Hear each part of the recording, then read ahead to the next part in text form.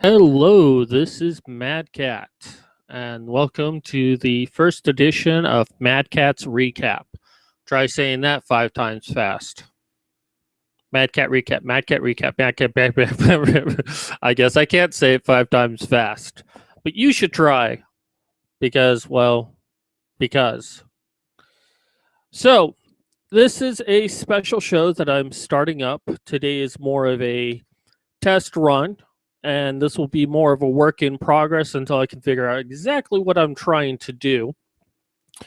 The purpose of this show is to kind of give a recap of the Honey Badger radio program. As a fellow Honey Badger, I get access to a lot of behind the scenes stuff, and I get access to their notes and whatnot. Not necessarily access that you don't get as well by just clicking on their show pages, but I want to add to what the Honey Badgers are doing and also give a chance for the various fans to kind of come forward and speak their mind on various things that have been discussed in the past week. Now, generally, the Honey Badgers do about 3 shows. We have the Badger Cave, the Nerdcast, as well as the Thursday night radio show. And those are Monday, Tuesday, and Thursday. You'll occasionally be hearing that little squeal there. And that little squeal is my tweet deck, because anyone who wants on the show will be able to get access to the show. But of course, I get tweets about other things as well, so you'll occasionally hear that. If you're now just joining us, if you want to go into the chat and say something, I will try to read it. If you want on the show, what you can do, and I'll remind throughout the show, is go onto Twitter, tweet me at ggmad_cat. It's probably a good idea to add me as well. There, just say, hey, I want to be on the show. It's generally a good idea to say what you want to discuss, and I will most likely add you and then send you a direct message of the show link where appropriate and have you come on. Now, the agreement is that if I ask you to leave, that you leave at the designated time. Now, this is not to be rude to you in any way, but we will have other people that will want to come on. So I want to give everyone a fair time. And also, we may need to move on to a new segment. Now, I may still let you stay on for that, or may ask you to leave, say, hey, it was great having you here. See you next time. It's just to keep things moving. I just want to get through everything I can. Now, this show is going to be slated for an hour, but we may extend an additional 30 minutes, depending on, if there's a really good conversation going on. So the first part of this is that, this show will be done in 2 ways. The first way is that we'll discuss what the Honey Badgers talked about the previous week and kind of do a recap and bring people on, the fans of the show on, to go ahead and discuss them further. The second thing that we're going to try to do on this show is do interviews with people. Now, those will also be slated for an hour, and then we'll do like a brief recap for 30 minutes of the previous week. And that'll basically be what the show is. So let us go ahead and get started. Now, what you'll notice down below is kind of like a recap for yourself. If there's a specific segment you want to click on, go ahead and click on those, and you can get access to that specific content. Now, this is done to the fans' benefit in case you missed the show and you don't necessarily want to listen to the whole show. I mean, these get up to like 3 hours a piece. I understand that.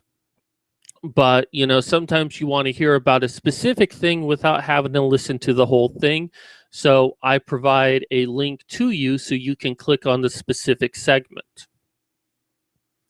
And of course, these will be the different segments that I'll be talking about today.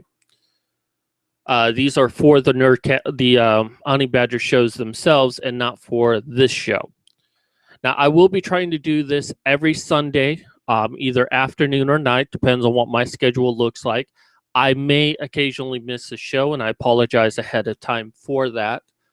The other thing I want to point out is that I am starting a Patreon. It launches this Wednesday when I do all of my other shows. So I'm just putting that out there that I will be starting one up. And if you want to show support, go ahead and donate some money to that. I am going to be doing videos either way. So even if you don't donate, you still benefit. All right, so let's go ahead and start the show. Now, normally we would be starting with the Nerdcast. I believe that, yeah, it's the Nerdcast that's on Mondays, but there was a little snafu and they did this whole entire show. And then for some reason, Google Plus only uploaded like a minute of it. So they had to redo it for Wednesday. I will not be going over that show a whole lot. Actually, not at all, because it was for Halt and Catch Fire. And while I did discuss the first season a few weeks ago, I think it was about a month or two ago, I haven't seen the second season, and I'm not really interested in going through that. I'm not sure I want to see the second season, but if I do, I really don't want to go over any spoilers. Anyone who does come on the show and you want to discuss it, any point that was brought up, feel free to do so. Just realize that I won't be able to really provide much discussion to it. So let's go ahead and start with the Tuesday Nerd Revolt. Hello there, Nemesis Diablo. It's good to see you again. If you have a microphone and you want to be on the show, Nemesis, find me on Twitter, ggmad_cat, and let me know there, and I'll try to send out a link to you. And this goes for you and everyone else who shows up. Okay, so Tuesday Nerd Volt was about red pill science. Now, that segment of the show, which started at the 22-minute mark and pretty much lasted until like the 1 hour and 37-minute mark, so it was a little bit over an hour. There was a lot of information in that small amount of time, and it's really hard to dissect all of that information, so I'm not even going to try. But I feel that the general sense of what was being said is that within the science sphere, a lot of what is done in science is a lot of guesswork, that they don't really care about the work done. They really care about the end result. And a lot of times, these scientific theories are not actual theories, but just interpretation of the results of what they want to be. Personally, that is counter to everything I've ever heard about science. However, I'm not a scientist, so I can't really be an expert on what is done in science. But it sounds like they had a couple of people within the science field, and they certainly gave their opinions on that. If you want to get a good understanding of, well, if you want to get an opinion on what the science world really looks like, that might be a good show for you to watch. Again, there's a lot of information discussed, a lot in a very short amount of time. I feel like it was like, I don't know, an entire week worth of lecture notes. And I'm not trying to criticize the person who spoke. Not in any way am I trying to criticize. I'm just saying that there was a lot of information jam-packed in there, so you might have to listen to a couple of parts multiple times to try to get through it all.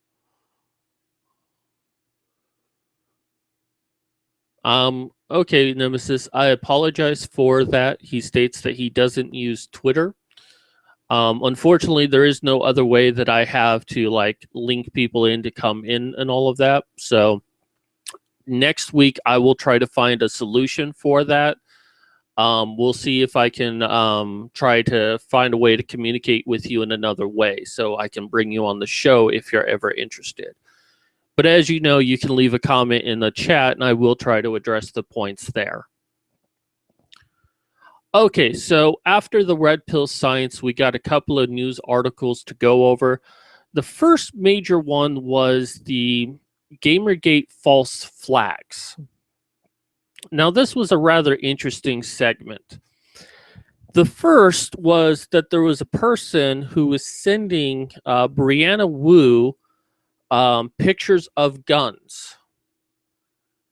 And from what I understand, they were making it look like it was a Gamergate thing. The thing about this is that Gamergate has been accused of doxing non-Gamergate or anti-Gamergate people. In many of those cases, people like Brianna Wu and Anita Sarkeesian believe that it is Gamergate or accuse Gamergate of doing it. But when you look at the evidence, there's nothing indicating that it was Gamergate that was actually behind this. I'm always skeptical of these things, especially with like Brianna Wu and Anita Sarkeesian. They show screen caps of Twitter users doing this, but they always seem to get them within a couple of seconds of these posts going live. And it's like, how were you able to capture that within a few seconds without actively looking for someone doing that? So it always makes me think that many of these things are done by people that they already know and expecting them to happen. It's a bit sloppy if you ask me. Plus, the accounts in questions are always dummy accounts created specifically for this purpose. So I'm always skeptical about this. I feel like oftentimes these people are setting up their own harassment so they can say that they are harassed and go on TED Talks and say, oh, I'm being harassed, you know, I need more money. So the idea that someone is sending pictures of guns to Brianna Wu sounds like the childish bullshit that we've seen in the past.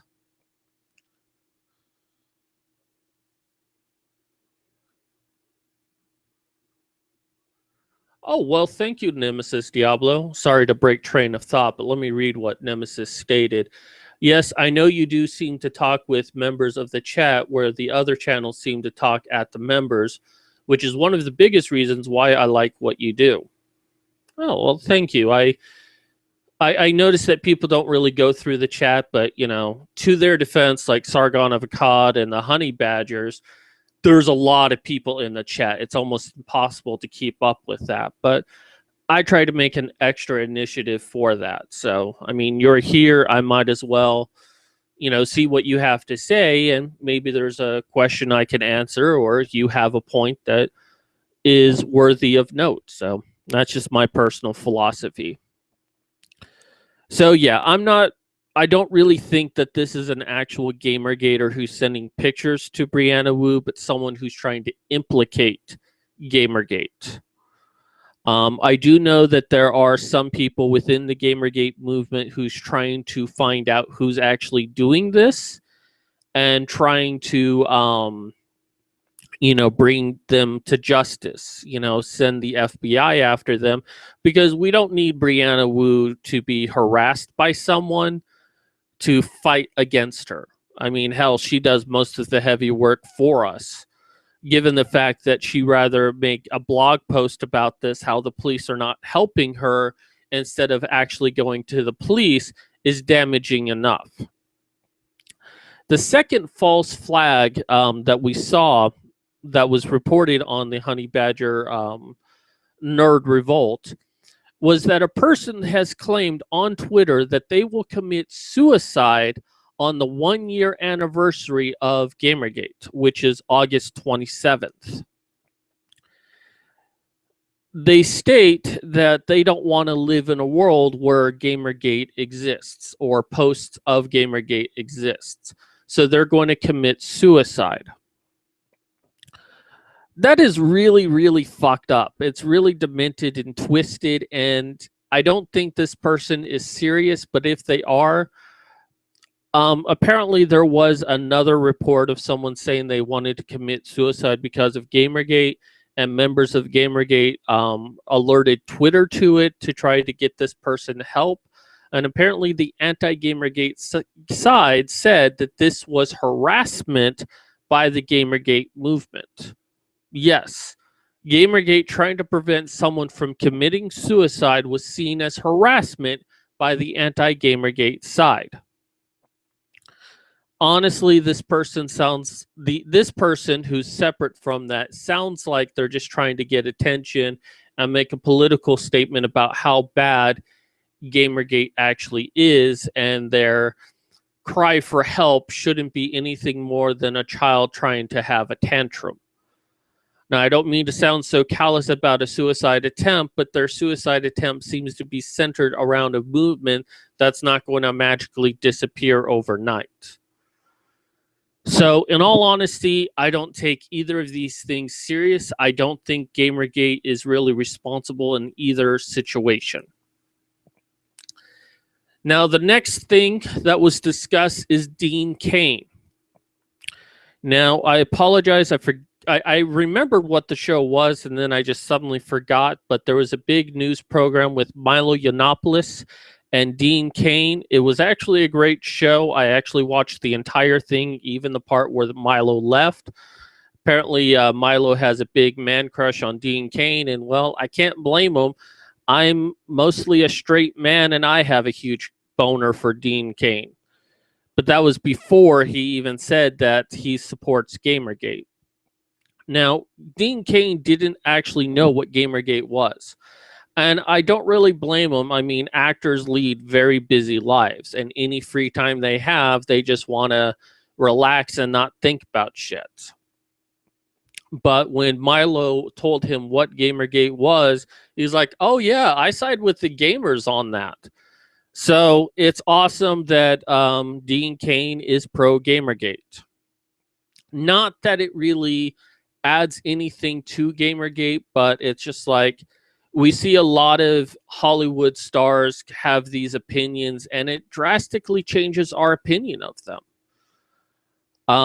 We definitely have Adam Baldwin on the side of Gamergate. Although I kind of have a personal beef with Adam Baldwin. I try not to make it a big deal, but he does have me blocked on Twitter. And at the time, he said that the reason why he blocked a lot of people is it was like an experiment he was doing about how, people don't use their actual real names on there. And at the time, I didn't use my real name because, well, I'm a writer, and if the social justice warriors ever figured out I was a writer, they would try to ruin my career. The writing world is very feminist. Since then, I've become public about who I am, and I actually share my books on here and the other things I do on the writing side, even though there's still a risk, and he still has me blocked. But then I still use Mad Cat, because if I could legally change my name to Mad Cat, I would. But even then, it makes it hard for me to watch his shows like Chuck, which I love, and The Last Ship, which I love, but I still try to show him support. Sorry, that was a lot of bitching. I apologize for that. But, when our perception of someone is revealed through, their actions, it can kind of destroy our perception of someone. Like Joss Whedon. When he started all the feminist bullcrap, it's like, should I go watch Avengers? I don't really want to support him and the Incredible Hulk for what he said about feminism, but it's like, I still kind of want to see the movie. So it makes it very difficult. I'm happy that Dean Cain is Gamergate. I have loved various stuff that he's been in. I never watched Lois and Clark, but there were other things he's done that I liked. Also, music composer Mount and Blade. I don't know who that is, so someone needs to let me know about that. But he states that he is pro Gamergate. From what I've seen, Mount and Blade is a pretty good game, but I never got into it. So, Nemesis Diablo. I think that is a lot of what trolls do, just to look for attention. Referring to the previous articles that I was talking about. And I agree. I think these are just trolls looking for attention. So kudos to Dean Cain. Certainly, I would love to get an interview with him, but maybe somewhere down the near future.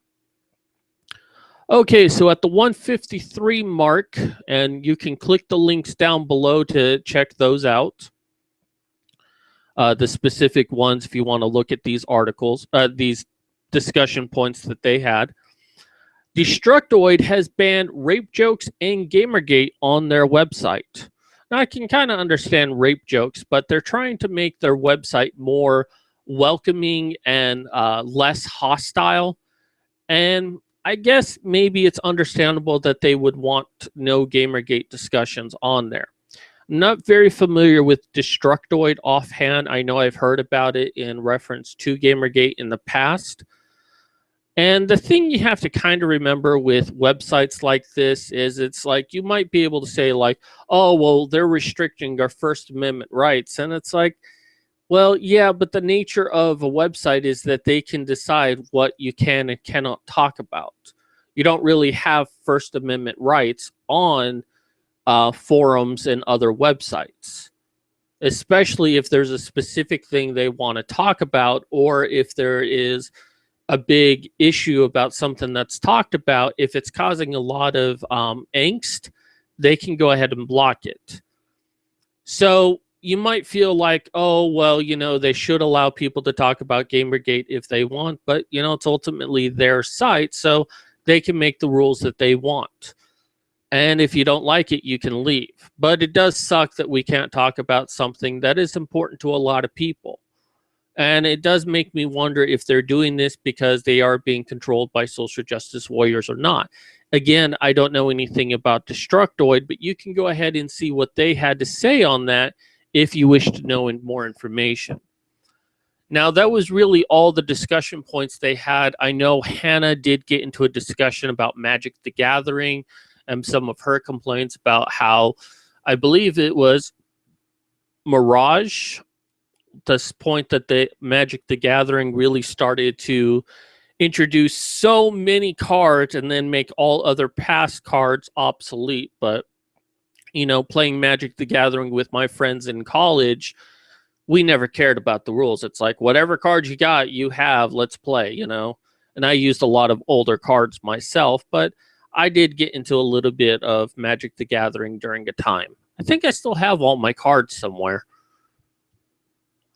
Okay, so that does it for Nerd Revolt. Wednesday Nerdcast was the Halt and Catch Fire episode. They didn't really talk about anything but Halt and Catch Fire. I'm not a huge fan of it, but I may one day decide to watch season 2. So if you want to check that out, I've left links down below for that. The actual discussion started at the 8-minute and 30-second mark, so I went ahead and left that link there. The first part of it was mostly introductions and other things they wanted to talk about. Really nothing worth noting, but, you know, you get to hear some of your favorite people like Allison Tiemann and Brian Martinez talk. I believe Hyper Chicken was also on there. Sorry if I'm mispronouncing that name or saying the wrong name altogether. But, you know, it's the fun banter that really drives us to see these people talk about things. And plus the issues they bring up. So then we have the Thursday night show, which was the Angry White Boys. And I was actually on this show, which was a very nice surprise. While I've been on the Nerdcast before and the Gamergate show many times, I think this was my third appearance on the Thursday night show. And, you know, I'm cool with the fact that I'm not on that show. I know people mostly come to see like Karen, Allison, Hannah, Rachel, and Anna Cherry. They are the headliners. You know, people want to hear what they have to say. I'm not jealous of them in any way. At the end of the night, it's all about raising awareness for men's issues, and they are some of the best people to raise awareness. But being picked to go on a Thursday night show to me is like going to the World Series or being in the major leagues. You know, it's like I'm in the minor leagues. I play hard. I still entertain. And once in a while, they call me up to the majors to like play a game. That's how it feels to me. It is such a great honor to be on that show, whether as a guest or like a backup player being brought in to just play a quick game. So it was it was great. That's all I can really say about it. So we talked about angry white boys, mainly. Well, I am a white man, and I'm also the angry egalitarian, and that was part of the reason I was picked for that. Allison, I believe, was sick, and I don't know what was going on with. No, Karen was sick. I apologize. I'm kind of starting to lose my mind. I've been really exhausted this past week. Karen was down with something. I don't know what it is. I believe it was the sickness. Get it? Down with the sickness. Haha. Okay, I'll shut up now. And I don't know what was going on with Allison that day, but me and Nephenor were brought on as both angry white men, although technically he's a gray alien. So we talked a lot about what it is that white men have to be angry about. Now, most of the time, we're told as white people that we're not allowed to be angry about anything because we have white privilege. And yet, it seems like almost everyone else has some sort of privilege while attacking white people, specifically white men.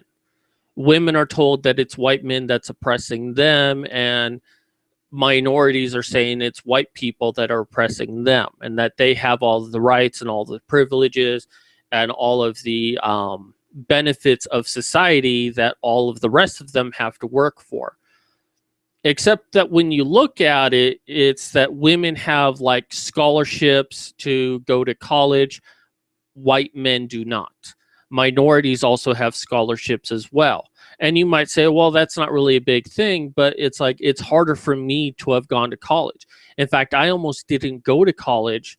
Well, I actually got almost forced to leave college because when I went to college, I got onto like a financial aid, but then like 2 months into college, they came to me and it's like, yeah, we made a mistake and you weren't actually eligible to go to college and you need to get like a co-signer or we're going to have you leave college. And I was like, that's so fucked up. And I did look into scholarships and I looked into grants and all of that. There was really nothing out there for me. I did manage to find someone to co-sign for me, but it's just, that was a very tough week. It was like, I have to find someone or else I'm going to be forced to leave college. But it's like women get scholarships for just being women. Black people get scholarships for just being black. I don't get a scholarship for being a man or for being white. Now, some people might see that as being fair. Me, I see that as discrimination. But I'm just a white guy, so who cares, right? And that's what I have to be angry about. And you want to talk about racism and sexism, fine, but don't exclude white men who also suffer some of the same problems as women and minorities do. Maybe not to the same degree, but we do still have problems. And that's why white people are starting to get angry. Because we're being left behind in the battle for equality of gender and race. So we discuss a lot of the things that we have to be angry about. I discussed a lot of my personal things. Nephenor discussed a lot of his personal things. We did have Rachel, Brian, Hannah, and I believe Anna Cherry was on that, but she didn't say a whole lot on that, which is a shame because she usually has wonderful insights to share. And they at least the other three did express some of the things that they saw. Brian, as a male, he is Hispanic. I believe he's Puerto Rican, but he discussed some of the things that he's had lobbied against him for being a man, for all of the privilege we have. So I thought it was a very good show. And in no way is this trying to take away from what women have to face and minorities have to face. It's to raise awareness that there are things that white men have to face that go largely ignored because we supposedly have all of the breaks in life. We have all of the privileges in life, and we don't have a right to say anything about the hardships that we face. And that is wrong. Racism is racism, no matter how you divide it. Yet social justice warriors are always trying to find a way to change the definitions so that they're more of the victims and white men are more of the oppressors. Or as they put it, the privileged oppressors. It's not enough to be a oppressor, you have to be a privileged oppressor. David Shanahan, I believe you were on the Honey Badger show. I believe you've also been on my show in the past, so great to see you again. My brother has some white friends who got scholarships for black people. No one ever checked. Wow. I mean, first off, it's bad that they got scholarships for black people. That by itself is bad. But the fact that no one really cared to check to see if they were actually white or black, that's also pretty bad by itself. I mean, if it's for black people, then someone should be double checking to make sure someone is black. But it's like they just gave out the scholarships, whatever. I had the integrity not to do it, but it makes me wonder if I had actually tried, if I would have gotten a scholarship or not. I would have felt guilty, though, but that's really interesting. Thank you for sharing that, David. I'm not sure how to really feel about that. It's like, okay, that's just really fucked up in so many different ways. Excuse me a moment. I need to get something to drink. I'll be right back. Quick 1 second.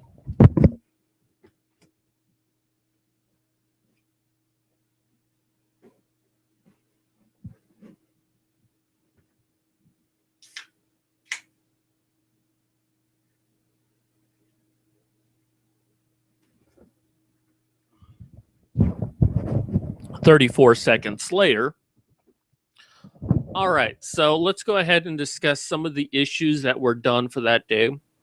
By the way, if you're now joining us, if you're interested on coming onto the show and discussing any of the topics that I've discussed today, or if there's a topic that you want to address to for the Honey Badgers to maybe listen to, just find me on Twitter, ggmad_cat.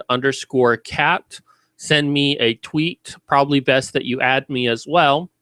Let me know you want to be on the show, and I will try to add you, send you a direct message, and have you come on the show to discuss whatever it is that you wish to discuss. The only thing that I ask is that if I do invite you to leave, that you go ahead and do so, because there are many things that we need to discuss, and there may be other people that want to come on. So it's just all about common courtesy at that point. But honestly, I would love to talk to any of you who wish to want to come on and talk. I know that some of you don't use Twitter, and I apologize for that. And I will try to come up with a solution in the future to overcome that issue. But for now, I have to use Twitter because, well, YouTube and Google Plus is not very kind on bringing people in through invites. Damn you. All right, so the next big news article that came out recently is that air conditioning is sexist. Oh, Nemesis Diablo has a comment before we move on. Well, nowadays we have transracials, at least the social justice warriors say we do, so not surprised. Yeah, that woman who said that she was trans black, who is just a white girl that is basically black-facing. And God knows if a white guy tried to, say he was black, he would be deemed the most racist person ever. But if a woman claims to be black, it's perfectly okay. What bothers me is that the black community who get at white people who act black is supporting, I believe, Rachel Donzel or whatever. So it's like, man, you people are literally two-faced. Literally. Not figuratively too, as a metaphor of being two-faced, but you're literally being two-faced.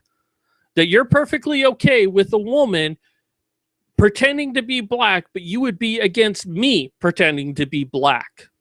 I mean, that's just so messed up on that, but that wasn't discussed last week, so let's not get into that.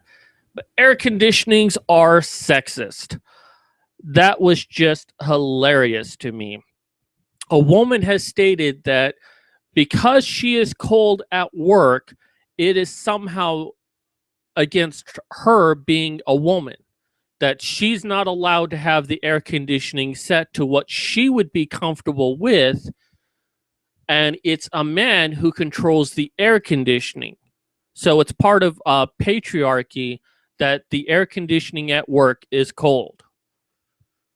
So my first thought on this, really, that there are women who are getting like scalding hot water splashed in their face.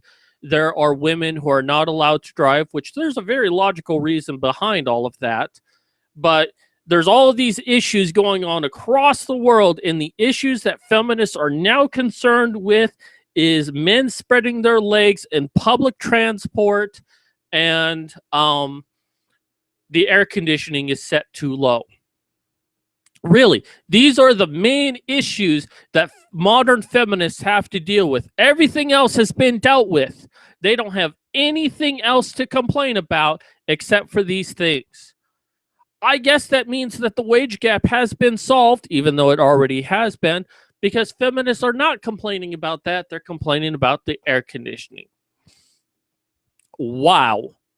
I'm really shocked about this one, and I'm not really shocked anymore about what feminism does, but this just really caught me out of left field. This is what they have to complain about. Now, one of the points that I brought up on the show is that, and this was told to me by someone else, that, the thing is that with cold, you can actually put on more layers to get warm. But it's like with heat, you can't do anything to really get cold. I mean, you can take clothing, you can like take your coat off to get cooler, but you can't exactly go to work and take your shirt off. Most places you can't to get cooler. Especially women, you can't do that. I mean, if anything, you might be able to say that that is sexist, that women can't take their shirts off in public, and there is the whole free the nipple thing, which I actually kind of support. I would love to see girls' nipples in public. I'd probably be walking around with a major hard-on all the time. For most women, not all of them. Some women don't deserve to be naked because they look ugly, and I'm sure I'll get attacked for saying that, but I don't give a shit. Mad Cat for president. Thank you there, Oblivion. Good friend. He has a great website, and I do gaming articles on his website, oblivionentertainment.com. He has not paid me to say that. In fact, I kind of do it for free, although he says I might get some sort of shares if you look at my article. Hint, hint, go look at my article.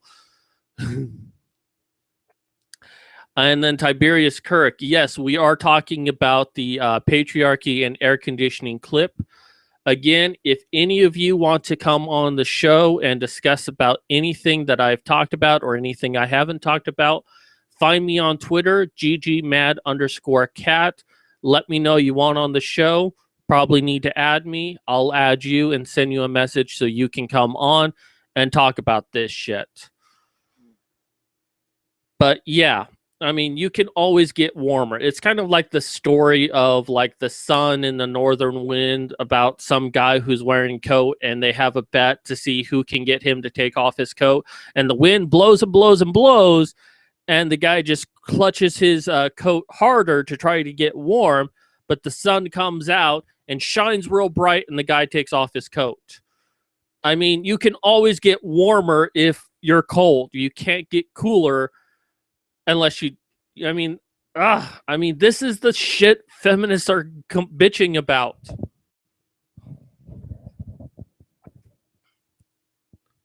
But honestly, what this is a prime example of what feminism is. That they are just bitching about all the things they want to be given to them and not just have to deal with life like the rest of us have to deal with it.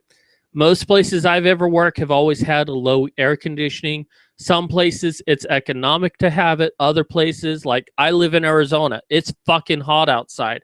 I bet it's a fucking 110 right now outside. And guess what I have on right now? Fucking air conditioning. Why? Because I want to be cool. I don't want to be fucking hot. I don't want to be sweating. I want to be cool. Now, it's probably like 80 degrees in here, but compared to outside, it's actually pretty cool. It's tough to type with gloves on. I've had to do that before. It's been like so freezing cold outside. I actually had to wear gloves and type. But this is just feminist bitching that they have to do something. And I think her problem is that she had to wear like an unattractive coat. And it's like, there's a lot of winter wear that looks actually really good on women. And it's men who have such a restrictive dress code. We have to wear like a long sleeve shirt, a tie, oftentimes like a business suit. And it can be fucking hot outside, and we still have to wear that shit around because it's professional. Hell, even most jobs I've worked at, I still had to wear a button-up shirt all the way button up. Even if it was like a little hot in the office, I still had to fucking wear that. I didn't get the choice of taking that off and just wearing short sleeves. And yet women can walk around with blouses. They can walk around with skirts or pantsuits. They get a lot of options. So I don't want to hear feminists bitching about the dress code. I want to hear them bitching about air conditioning. Screw you. Screw you, you pixie cunts. Grow the fuck up. Or we also have uniforms. Good point there, Tiberius Kirk. So let's go ahead and go to the next point that was discussed. And that was women trying to street harass men. Now, there was some article somewhere, I forget the website that it was. No variety of color beyond the uniform pieces. Also a good point, Tiberius. So there were some women who were trying to street harass men. And the article basically said that men will never understand what it means to be street harassed like a woman.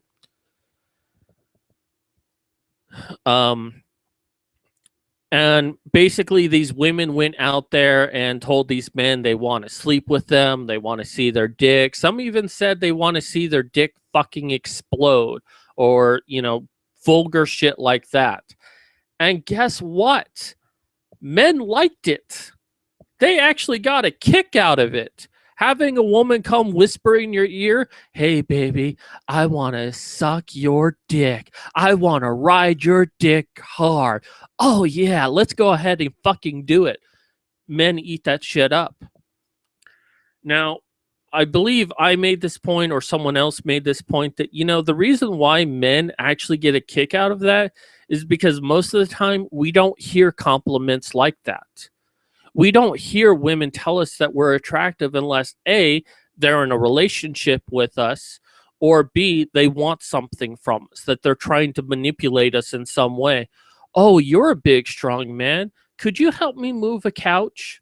And rather than just say, hey, you're looking pretty buff today. And because we don't hear these kind of things, anytime we do hear those compliments, we wonder if a girl is really into us rather than just paying us a compliment. So, of course, if a woman comes up to me on the street and is like, hey, you have a very nice package. You mind if I see it? I'll take that as a fucking compliment. Hell, if I walk down the street and girls just shouted, woohoo, nice ass, I'll be like, thank you. I mean, seriously, I don't know what women are bitching about half the time with this street harassment, because you better believe two principles are at work here. One, if no one ever did it, they would be upset about it. They'd be complaining like no one ever says anything. In fact, we've seen this happen. Jessica fucking Valenti bitched on an article saying that she's kind of sad that people don't harass her anymore. She actually had an article about this, and they even changed the title because of all the attention it got, saying one of the positive things about getting older is people not street harassing you. But the article pretty much still said she regrets not getting street harassed, even though she was the one who pushed that women shouldn't get street harassed. And the second thing is that women are okay getting street harassed if the guy is good looking. But if he's like the rest of us Joe Schmoes that are not exactly society's equivalent of being hot, they'll get offended and disgusted by it. There's a really good example of this. It's played for laugh. It's a parody, but Girls Are Assholes. there's a bar scene where a guy comes up to a girl and it's like, hey, you look nice. She's like, oh, that guy's just so creepy. I don't understand why they come up to him. And then a really hot looking guy is basically a stalker and a creeper by the language he uses. Like, hey, you're not on your menstrual cycle, so we should go home and fuck. I don't, blah, blah, blah. Oh, you should wear that dress that you got at the store the other day, even though we've never met before. And she's like, oh my God, I'm going to sleep with this guy. That's pretty much what it is. If you're good looking, girl doesn't mind it. If you're like a less than attractive guy, oh, you're just this creep and you're just harassing. That's basically what it is. But girls, accept it. Because if you didn't get it, you would have a serious problem with it. Oh, yeah, I did see that video. Tiberius Kirk, there's a YouTube video where an attractive woman randomly asks 100 guys for sex and 60% said, yes, let's do it. Usually the guys had to clarify that this wasn't for money. Yeah, because they did the reverse where 100 guys ask not 100 guys, a guy asks 100 girls to have sex. I think it was part of the same series. And every single girl said no. But you reverse that, a girl asks 100 guys and 60% says yes. Well, the thing is, in our culture, women are the ones who decide when men get to have sex. Very rarely does a man get to choose when he has sex with a woman. So I find this very funny, and it kind of blows up in women's faces. It's like, well, we went to go street harass men, so they know what it feels like, and they ended up liking it and asked us to keep doing it. Ha, ha, ha. In fact, I think that was my response on the show was, ha, ha, ha, ha, ha, ha, ha, ha.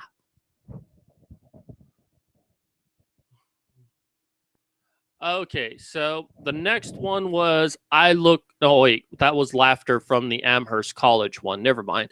But I look like an engineer. Now, a woman basically is asked to pose for a billboard of what an engineer looks like. The billboard gets criticized because they don't believe this really hot woman is actually an engineer. She goes on Twitter and says, I actually am an engineer. This is what an engineer looks like. And then a lot of people jump behind that. A lot of other cute and very attractive women. It's like, well, this is what an engineer looks like. You know what? I can't blame people for having that initial response, because oftentimes we see advertisements of really attractive people. They are paid models just to draw more attention to that. And plus the fact she has to at least ask herself, why was she asked to do this? Was it because she's good at her job or because she looks attractive? And I'm willing to bet it's because she looks very attractive. If she wasn't so attractive, she probably wouldn't have been asked to have done this, and they probably would have gotten someone. So she has to at least acknowledge that, not that she will. But yeah, I mean, there are very attractive women out there who are engineers. Prime example, Mercedes Carrera started her career as an engineer in a STEM field and then turned to porn. And in fact, many women in porn were originally engineers and other jobs like that. So I can understand her point of view, but then trying to twist it around and say, well, this is just the sexist responses I get from other men in the STEM fields. And it's like, oh, you fucking cunt. You had to turn this into a sexist issue. You couldn't let sleeping dogs lie. You had to make this political. And that's where I kind of lost respect for her. She threw her own industry under the bus to get more attention. She couldn't just say, look, you guys all had mistaken identity. I understand sometimes they hire models, but I really am an engineer. And, girls can be engineers too. No, she had to say, well, they're sexist in the industry. Tiberius Kirk is referring to the previous thing I was talking about. I'll read it real quick. The receptiveness of the woman is also tied to a guy's car. There was a social experiment where a harassing guy waved around money, and their attitudes, I'm guessing the girls, were suddenly so cooperative. Yeah, money does play a big part in it too, unfortunately. Girls are really shallow. Not all of them, but many of them are. Enough of them are. So I won't spend too much time on this. We're kind of coming to the end of our video here. Well, no, we're coming to the end of the hour. Again, anyone watching, if you want to come on the show, find me on Twitter, ggmad_cat. Let me know you want on the show, and I will do what I can to bring you on. All right, so not really much more to say than that. It's just women taking advantage of a situation to say, oh, I'm being discriminated against. Grow the fuck up. So now we come to the one that I actually went on air and laughed at, which was Amherst College denies wrongdoing in a rape case. So I don't know how long ago this was, but basically the situation was a man was at a party. He was passed out drunk. A woman decided to have sex with him. She actually pulled out his penis and went down on him. She basically raped him. And then she later turned it around and said that he raped her and got other people to testify that, oh yeah, he definitely did it. We all saw it. And he got expelled from school. Well, he is now suing Amherst College for denying him due process to not be able to cross-examine anyone or bring forward texts that prove that she acknowledged that she raped this guy, that she texted her friends that she felt guilty about this, and they basically, I don't know how he got this, but I have read some of the texts. I believe they kind of came forward with this, basically talking about her raping a guy. And also there are testimonies of people talking about how she talked about raping a guy, although that's technically hearsay, but not necessarily for a court it's hearsay, but for a news article it does definitely raise some questions. And also evidence that she had sex quickly after being raped by her account, which was also shown in text messages. So he's suing the college, and by right he should, because this whole kangaroo court system that colleges have under Title IX of basically saying, oh, well, you could have committed rape, so we're going to go ahead and say that you did. Pretty much when you walk into those courtrooms at colleges, you're already guilty. The only hope you have is that there's some Hail Mary pass where they might not find that you did it, that there's some sort of evidence that's already been collected that's somehow in your favor. But most of the time, men are found guilty for this. And men are retaliating by suing the colleges. Now, the only downside, which I pointed out, is that if they win, which I hope they do, it is going to make college more expensive for everyone else. And it's already difficult for men to get into college and pay for it, because there really isn't a whole lot of scholarships, especially for white men, but men altogether, there's not really a whole lot of options to help pay for college. They pretty much have to fork up the money themselves, either beforehand or afterwards, for 20 years. So these lawsuits will just make college more expensive for everyone else. But if it starts protecting men from these kangaroo courts, I really do support it. So I find this completely hilarious, and this is what you get for denying people, specifically men, their due process rights and their right to counsel. Okay, and the last thing that we'll be talking about today, woman who hires a hitman gets probation. He got it up subconsciously, Tiberius Kirk asks. I really don't know the specifics at the moment if he was actually erect the whole time, but we do know that she did play with him while he was unconscious, and as she even admitted herself that she did rape him. So, You'll have to go ahead and listen to the show to get more of the specifics. This is just more of a recap. But I believe I have read that she actually did like go down on him. And not all men are flaccid when drunk. Some men actually do get erect when they're drunk. General rule is that you don't, but he might have. Of course, he was also passed out as well, so who knows? But I'm sure you can read the story somewhere on the web. All right, so the last story about a woman who basically was, from what I understand, she was kind of in this custody dispute with her husband, and she wanted to keep the kids, so she hired a hitman to go kill her husband so she could get full custody of the kids. And what's really fucked up about this is that she still has custody of the kids. That's a very good point there, David, referring to the last article. Most males, especially younger, become erect during sleep anyways. So yeah, that's a very good point. Anyways, this woman, even when she was accused of doing this crime, basically still had custody of her kids. Now, if it was a man doing this, even the mere accusation of hiring a hitman, he would have lost custody of his kids. But a woman not only maintained custody while she was being charged, but has still maintained custody. And I believe it was Nefanor who was saying that she was found not guilty. So, feminists, you want equality? This isn't equality.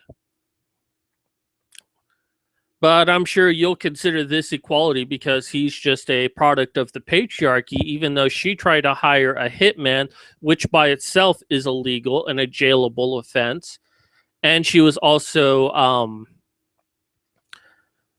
committed conspiracy to murder, which conspiracy to commit a crime is still a crime by itself. I mean, this woman should have gone away for 20 years, but nope. She gets to go free, and she gets to keep her kids. American justice, everyone. Go ahead and clap your hands at that. If you're a woman, you have a pussy, and you get a pussy pass on any offense you do. Even if you serve jail time, it's for a lot less than a man does.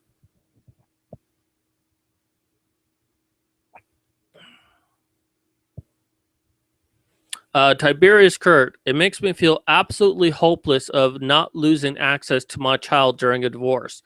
How can society permit such inequality under the law? Well, I believe it was Hannah who was saying that, with any law that there's passed, there's usually notes in the margins of what does this law actually mean and how should it be enforced. And it's not even the law that we have to be worried about. We need to be worried about culture itself. And culture is the one that determines that women are infallible, that they can do no wrong. And even if they do wrong, there's usually a reason for it. Like they were victims of domestic violence, or they were raped, or some other thing like that, that just excuses their behavior at all costs.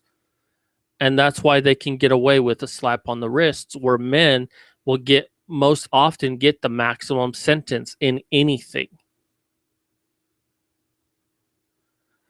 It's truly disgusting, in all honesty. So there was not a whole lot written about that report. That was really kind of the last point that was brought up for that. So thank you for joining me for my first show. I hope to do this next week. If you look down below, you'll see a lot of links. Those go to specific access to the show. So if there's anything in particular you want to listen to, you can go ahead and click through the list. I tried to get it right about the beginning of it, so you might get a little bit of extra discussion of something else for a quick moment or so. But I leave it open to the chat. If there's anything else you want me to discuss, I have a little bit of time. It looks like we're going to get this in an hour or so. Oh, there's a tweet.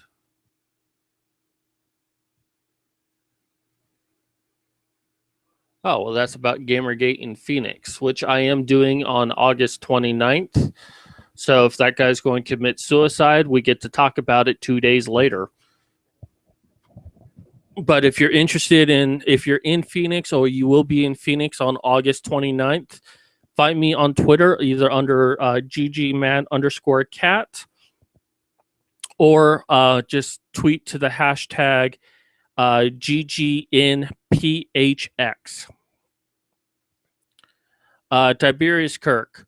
But how does a judge respond to his or her record of the sentence gap?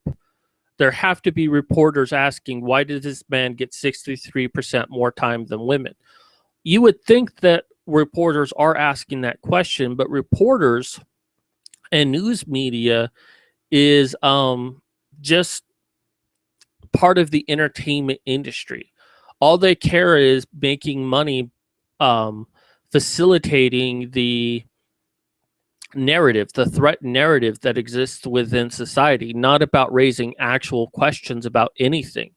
This is why Gamergate is demonized in the media without them ever asking a Gamergate person for their opinion on anything to be able to explain their side. Same thing with men's rights. They don't care about the truth. So that's why reporters are not asking those kinds of questions. They're asking the kind of questions that will get people to view their news program to make them money.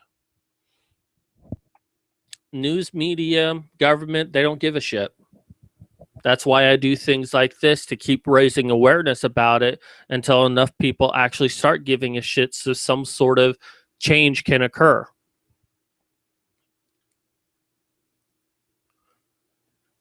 And they don't need to justify their inconsistency. A judge can do whatever the fuck they want.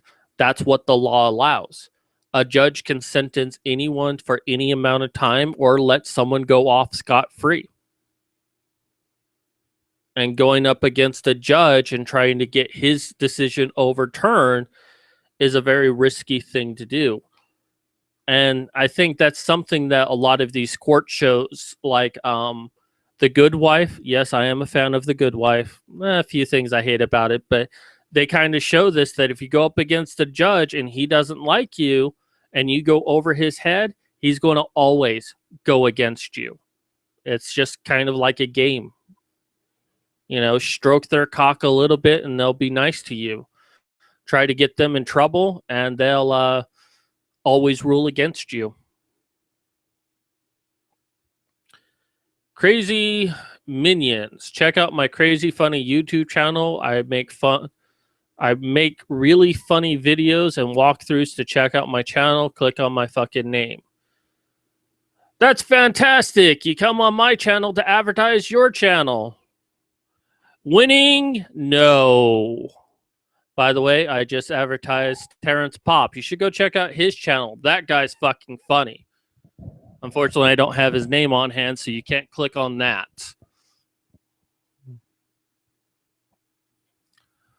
Okay, so that does it about for me. As I said, I do have a Patreon that's going to be launching this Wednesday with all my other channels. I usually jump on and start doing videos about 1 p.m. Pacific Standard Time.